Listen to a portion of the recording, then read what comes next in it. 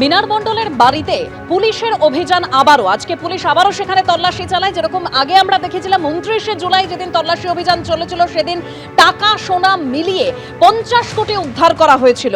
মিনার মণ্ডলের বাড়িতে ফের আজকে তল্লাশি চালায় পুলিশ। পঞ্চায়েত দপ্তরের আধিকারিকদের নিয়ে সেই অভিযান করে পুলিশ।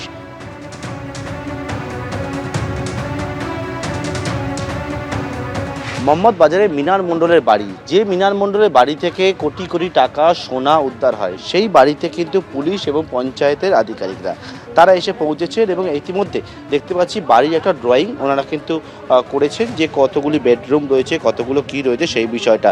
মূলত এই বাড়িটা আইন মেনে হয়েছে কিনা সেটাই দেখলেন? না, সেটা বলতে পারবো না। বাড়ির ভিতরে যে প্ল্যান আছে সেটা দেখার জন্যই আমরা করলাম।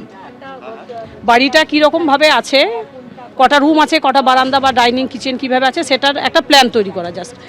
হ্যাঁ, ফ্রি হ্যান্ড স্কেচ। হ্যাঁ, পরবর্তীকালে সেটা দেখা হবে, সব নিয়ম টিয়ম মেনে হবে। সেটা হয়তো হতে পারে, সেটা তো বলতে পারবো না।